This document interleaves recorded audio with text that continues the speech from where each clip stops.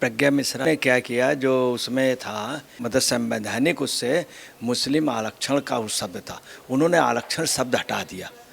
अब मुस्लिम आरक्षण खत्म किया जाए, तो इन्होंने क्या किया, मुस्लिम खत्म किया जाए।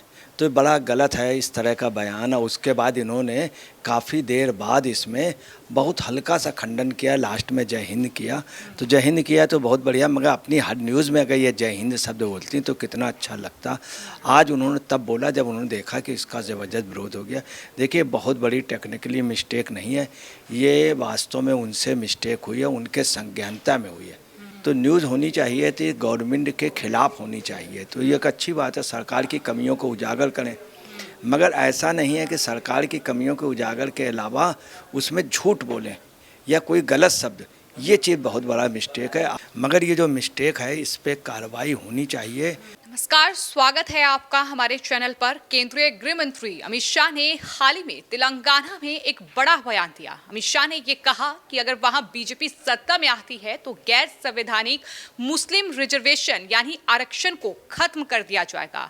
इसको लेकर तमाम मीडिया चैनल्स में खबरें चली, लेकिन वहीं पत्रकार प्रज्ञा मिश्रा के चैनल उल्टा चश्मा में इस खबर को जिस तरीके से पेश किया गया उसको लेकर बवाल जारी है। दरअसल थंबनेल में ये लिखा गया अमित शाह की तस्वीर के साथ कि मुस्लिमों को खत्म कर देंगे। इस पूरे मुद्दे पर बातचीत करने के लिए हमारे साथ हैं वरिष्ठ पत्रकार अजय जी। उनसे जानेंगे कि आखिर उनकी क्या राय है। सर, जिस तरीके से प्रज्ञा मिश्रा के चैनल पर ये खबर चली कि मुस्लिमों को खत्म कर देंगे और बाद में ये भी उन्होंने कह दिया कि फेक खबर को प्रमोट करना उनका काम नहीं है, आपकी इस पर क्या राय है? देखिए, ऐसा है, इसमें प्रज्ञा मिश्रा ने क्या किया जो उसमें था, मतलब संवैधानिक उससे मुस्लिम आरक्षण का उस शब्द था, उन्होंने आरक्षण शब्द हटा दिया। अब मुस्लिम आरक्षण खत्म किया जाए, तो इन्होंने क्या किया, मुस्लिम खत्म किया जाए। तो बड़ा गलत है इस तरह का बयान। और उसके बाद इन्होंने काफ़ी देर बाद इसमें बहुत हल्का सा खंडन किया, लास्ट में जय हिंद किया। तो जय हिंद किया तो बहुत बढ़िया, मगर अपनी हर न्यूज़ में अगर ये जय हिंद शब्द बोलती तो कितना अच्छा लगता। आज उन्होंने तब बोला जब उन्होंने देखा कि इसका ज़बरदस्त विरोध हो गया। देखिए, बहुत बड़ी टेक्निकली मिस्टेक नहीं है ये, वास्तव में उनसे मिस्टेक हुई है, उनके संज्ञानता में हुई है। ऐसा नहीं कि भूल बस हुई, उनसे हुई। और भी उनका जो लुक था इधर से काफ़ी दिनों से वैसा था। उनकी जो न्यूज़ होती थी तो इसमें कोई शक नहीं कि किसी ज़माने में उनकी न्यूज़ बहुत अच्छी होती थी। इधर वो एक साइड से अफेक्टेड हो गई थी। उनकी न्यूज़ मोस्टली कम्युनिस्ट, सपा समर्थक, अब एंटी बीजेपी टोटल जा रही थी। तो न्यूज़ होनी चाहिए थी गवर्नमेंट के खिलाफ होनी चाहिए, तो ये एक अच्छी बात है, सरकार की कमियों को उजागर करें। मगर ऐसा नहीं है कि सरकार की कमियों को उजागर के अलावा उसमें झूठ बोलें या कोई गलत शब्द, ये चीज़ बहुत बड़ा मिस्टेक है। आप देखिए, आपने ये जिक्र किया कि प्रज्ञा मिश्रा की जो न्यूज़ होती हैं वो सरकार के खिलाफ होती हैं ज़्यादातर, लेकिन मेरा सवाल यहाँ ये है कि ये क्या एक गलती है या फिर जानबूझकर ऐसा किया गया है? ये गलती नहीं है, ये कॉन्स्पिरेसी है, बहुत तगड़ी कॉन्स्पिरेसी।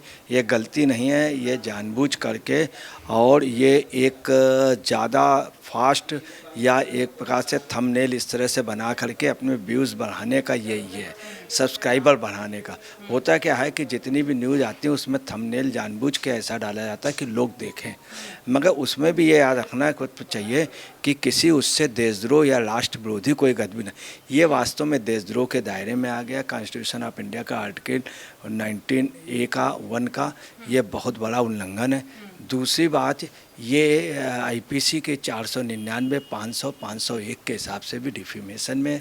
और इसके अलावा जो सबसे बड़ी बात है कि ऐसी न्यूज़ से दंगा और वो हो सकता, भयंकर हो सकता। आपको बता दें, कुछ इस तरह की न्यूज़ आई, पूरे देश में दंगा हो गया।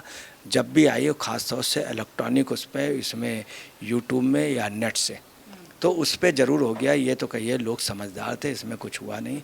और आपको बताना है कि जो प्रज्ञा मिश्रा का है, तो जो प्रज्ञा मिश्रा का अपना एक रिकॉर्ड रहा। प्रज्ञा मिश्रा ने जितने अच्छे स्ट्रीट प्ले किए उतने अच्छे यूपी में किसी ने किए। शेकिन सफदर हाशमी थी ये, शेकिन, इनको सवाना आजमी कहा जाता था। और इतना इधर इन्होंने, यहाँ सवाल ये है कि जिस तरीके का ये खबर चलाई गई है कि मुस्लिमों को खत्म कर देंगे, जो फेक खबर चलाई गई है, क्योंकि गृह मंत्री ने तो कुछ और कहा था कि मुस्लिमों का जो गैर संवैधानिक आरक्षण वहां की सरकार ने दिया हुआ है वो खत्म कर देंगे। लेकिन यहाँ क्या मनीष कश्यप पर जो कार्रवाई कार्रवाई हुई है बिहार में, जो एनएसए उन पर लगा है, क्या प्रज्ञा मिश्रा पर वो कार्रवाई होगी? देखिए, मनीष कश्यप पे जो है वो कार्रवाई हो गई। अगर ये बिहार में होती तो तुरंत हो जाती।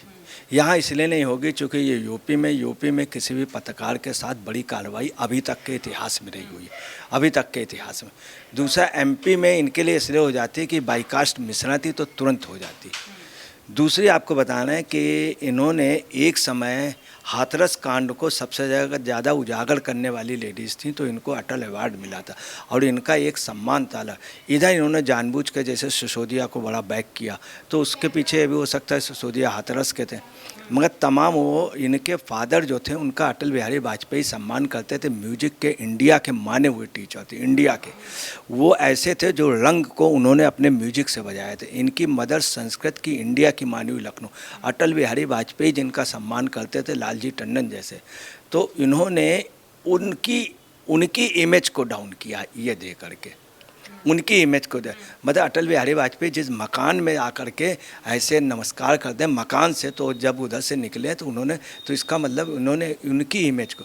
दूसरी बात, जहाँ तक भरत यादव जी की बात है, तो भरत यादव जी बहुत अच्छे लोगों में, उनके ऑनेस्टी पे कहीं कभी कोई सवाल नहीं उठा। हालांकि ये ज़रूर है कि इनका अखिलेश से, मुलायम सिंह जी के यहाँ से और प्रोफेसर राम गोपाल जी के यहाँ से बड़े अच्छे टर्म्स हैं। आज से नहीं, अच्छा अखिलेश जो हैं अधिकतर इनसे मिलते रहते, अखिलेश से के साथ इनकी काफ़ी अच्छी ट्यूनिंग है और ख़ास तौर से प्रोफेसर साहब इनकी फैमिली को, भरत यादव की फैमिली को बहुत मानते। मगर ये जो मिस्टेक है इस पर कार्रवाई होनी चाहिए, और अगर कार्रवाई नहीं होती है तो लोगों में ये, अगर और कोई न्यूज़ बीजेपी के खिलाफ डालें तो उसका वेलकम है, मोदी योगी खिलाफ डालें उसका वेलकम, मगर ये जो न्यूज़ हो गई ये इतना भद्दा मजाक है कि हिंदू मुस्लिम उससे अफेक्ट पड़ा कि लखनऊ का मुस्लिम, तमाम जगह का मुस्लिम इस बात, क्योंकि उन्होंने जो थंबनेल में लिखा है उसमें ना कहीं आरक्षण का जिक्र है कि गृह मंत्री ने कहा क्या है मुस्लिमों को खत्म कर देंगे, और वहां प्रज्ञा मिश्रा की ओर से जो लिखा गया है उसमें लिखा गया है कि को की जगह का था कि मुस्लिमों का खत्म कर देंगे। तो आपको नहीं लगता कि ये कहीं ना कहीं जो सरकार के विरोध में इन्होंने तमाम चीजें चलाई हैं, सरकार का विरोध करना किसी मुद्दे को लेकर ठीक है, लेकिन इस तरीके का जो ये पूरा थंबनेल बनाया गया है इसमें एक बड़ी षड्यंत्र और साजिश क्या सरकार के खिलाफ आपको नजर नहीं आती है? देखिए मैडम, इनके जो इधर इनकी जो सोच थी वो एंटी बीजेपी थी, तो इन्होंने जानबूझ करके उस न्यूज़ को डाला संज्ञान में, और इनका ये था कि हम डालें, और इनका एक ये था कि हम बीजेपी या उनके अगेंस्ट में जितनी भी न्यूज़ वो करें। तो इनका कुछ सिस्टम भी था। लखनऊ में इसको लेके हल्का सा तनाव भी हुआ था, पर लखनऊ के इसलिए चुप हो गए कि वो जान गए कि ये उस फैमिली की बेटी हैं, चूँकि इनका नेचर लोग जानते थे, तो उन्होंने कुछ नहीं कहा। और आपको बता दें, इन्होंने, इनकी पोजीशन है कि मॉस.कॉम में इस लड़की ने टॉप किया था, वहाँ से मक्खनलाल यूनिवर्सिटी से टॉप किया था, फिर पोस्ट ग्रेजुएशन भी किया। स्ट्रीट प्ले का इंडिया के माने हुए स्ट्रीट प्ले अगले ने किए, और जो लिखे रिपोर्टाज में जितनी बड़ी स्टाइल अगले की थी, रिपोर्टाज पिन पिक्चर इंडिया में देने वाली, और इधर इधर एक पार्टी विशेष से जुड़ती चली गई, और ख़ास तौर से न्यूज़ को मैनेज सपा करने लगी। हकीकत ये है कि जो भी है उनकी डायरेक्ट डीलिंग है, और उसमें, मगर आपको बताना है भरत यादव पे आज तक कभी भी कोई भी इस तरह का दाग नहीं लगा। इन्होंने ज़्यादा सिंपैथी दिखाई, इन्होंने तो आज ये पोजीशन हुई कि इतना विरोध हो रहा है, और इन्होंने सॉरी बोला। इनकी कटिंग चाय एक वो आती थी, इतना गजब का इन्होंने कटिंग चाय दिया, और इस पे ये सिर्फ अपनी पब्लिसिटी देने के लिए, यही एक वजह है कि विरोध हुआ लखनऊ में। और आपको बताना है सबसे बड़ा जो विरोध किया है वहाँ के किया है, उसमें एक जारी किया कि इस न्यूज़ से कहीं मतलब नहीं, ये न्यूज़ फेक है। मतलब इससे बड़ी बात क्या हो सकती है? मुस्लिम उन्होंने अपने उस पर दिया कि न्यूज़ फेक है, तो ये बहुत बड़ी मिस्टेक है। इसमें इनको वास्तव में कुछ न कुछ एक बार्गेनिंग जो मिलनी चाहिए। वही मेरा सवाल है कि एक तरफ मनीष कश्यप पर महज एक वीडियो के चलते इतनी बड़ी कार्रवाई बिहार सरकार कर देती है, उन पर इतने केस लग जाते हैं, कोर्ट में मामला पहुंच जाता है, लेकिन यहाँ तो सीधे केंद्रीय गृह मंत्री के एक बयान को इस तरीके से तोड़ मरोड़ कर सबके सामने पेश किया गया है। तो क्या इन पर कार्रवाई नहीं होनी चाहिए, और कार्रवाई भी कड़ी कार्रवाई होनी चाहिए जाहिर तौर पर जिस तरीके के थंबनेल इनकी तरफ से जारी किए गए हैं? देखिए मैडम, इसमें बता दें, बीजेपी का जो रहा है, बीजेपी ने, इसमें कोई शक नहीं है कि मीडिया पे अपना प्रभाव बहुत ज़्यादा बना लिया। किसी समय कम्युनिस्टों का था, कांग्रेस का, बिल्कुल मीडिया पूरा कांग्रेस का था। अब क्या हुआ है कि धीरे धीरे कि मीडिया जो है वो बीजेपी की ओर भी गया, मतलब बीजेपी के चूँकि एक्टिविटीज़ ज़्यादा हैं, मोदी प्राइम मिनिस्टर हैं, वो चीफ मिनिस्टर हैं, तो खामखा न्यूज़ जाएगी। तो मगर इनकी एक खासियत रही, इन्होंने किसी पत्रकार से इस तरह से नीचे बदतमीजी नहीं की है। कांग्रेस के समय बदतमीजी हुई, सपा के समय पत्रकार मारे गए बुरी तरीके से। जब सपा गवर्नमेंट थी अयोध्या में बहुत बुरी तरीके मारे गए पत्रकार, इंदिरा गांधी ने बहुत वो किया। मगर बीजेपी ने कभी भी, आपको बताना है कि पूरे गोधरा कांड को हाईलाइट करने वाला सिर्फ एक पत्रकार थे, वो द्विवेदी। तो उनका ये पोजीशन थी, जब वो गए थे तो उन्होंने मोदी जी से मिला, तो मोदी जी से जब कहा तो मोदी जी ने कहा मैं मीडिया कंट्रोल नहीं कर पाया। उन्होंने, मोदी जी ने कहा चूँकि मैं मीडिया कंट्रोल नहीं कर पाया इसलिए गोधरा और वो जो गांव वाला एक वो ग्राम का, तो उन्होंने कहा ये बात, मगर उनके साथ कहीं मिसबिहेव नहीं किया। आपने मोदी सरकार में मीडिया का जिक्र किया, यही पत्रकार, चाहे प्रज्ञा मिश्रा हो, चाहे अलग अलग पत्रकार हैं, तमाम जो वेब पोर्टल चलाते हैं, उनकी तरफ से ये भी कहा जाता है कई बार कि ये गोदी मीडिया है, ये तबका दूसरी मीडिया को दिया जाता है। लेकिन यही जब इस तरीके के थंबनेल जारी करते हैं और देखिए कि इस पर कोई कार्रवाई नहीं हुई है, लेकिन वही मनीष कश्यप जो बिहार को ये दिखाते हैं कि वहाँ की सरकार किस तरीके का काम कर रही है, किस तरीके से उनके शासनकाल में लोग त्रस्त हैं, उन पर कार्रवाई हो जाती है। तो यही वो पत्रकार हैं जो कि गोदी मीडिया का तमगा दूसरे पत्रकारों को देते हैं। हम आपको बता रहे हैं कि चूंकि बीजेपी के एक उस पे है, बीजेपी के जितने टॉप लीडर हैं, कभी कभी जैसे न्यूज़ कोई आ जाती है तो बीजेपी के ऊपर के लीडरों का ये भी रहा कि अटल बिहारी वाजपेयी का यही था कि अटल बिहारी वाजपेयी अधिकतर पत्रकारों को, एक बार जब वो प्राइम मिनिस्टर बने तो पाकिस्तान की एक लेडी आई पत्रकार, तो वो एक ऊंची कुर्सी में बैठ गई, तो उन्होंने उनसे कहा, अटल जी से पहले ही क्वेश्चन किया, तो उन्होंने ये कहा कि ये पहला ही क्वेश्चन जब प्राइम मिनिस्टर बने थे कि मैं ये चाहती हूँ कि मैं आपको मांगती हूँ, उन्होंने मजाक में कहा, पाकिस्तान की बहुत टॉप जर्नलिस्ट, कि मैं आपको मांगती हूँ। तो अटल जी ने क्या कहा कि मेहर में हमको पूरा पाकिस्तान चाहिए। उन्होंने कहा कि मुझे कश्मीर चाहिए, तो अटल जी ने मजाक करके, तो अटल जी का ये शुरू से रहा कि कई पत्रकारों के उसमें वो सुन भी लेते थे, और कई बार उन्होंने, यही पोजीशन योगी जी की है, यही पोजीशन मोदी की। मोदी ने डायरेक्ट किसी भी, या बीजेपी ने किसी पत्रकार से वो नहीं किया।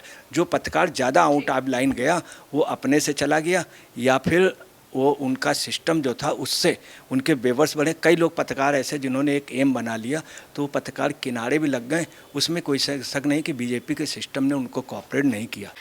तो अजय पत्रकार जी का ये कहना है कि प्रज्ञा मिश्रा के चैनल उल्टा चश्मा पर जिस तरीके से केंद्रीय गृह मंत्री अमित शाह के बयान को दरअसल पेश किया गया है वो साजिश है, एक षड्यंत्र है, क्योंकि प्रज्ञा मिश्रा पत्रकार हैं, लेकिन जिस तरीके से वो दरअसल सरकार के विरोध में उतरती हैं, जिस तरीके की खबरें उनकी तरफ से की जाती हैं, वो जाहिर तौर पर एक महज षड्यंत्र ही नजर आती है। और ये जो अमित शाह के बयान को इस तरीके से पेश किया गया कि मुस्लिमों को खत्म कर देंगे, ये भी एक षड्यंत्र का हिस्सा है, एक कॉन्स्पिरेसी का हिस्सा है। फिलहाल आपकी इस पूरे मामले पर क्या राय है, हमें कमेंट बॉक्स में जरूर लिखें। धन्यवाद।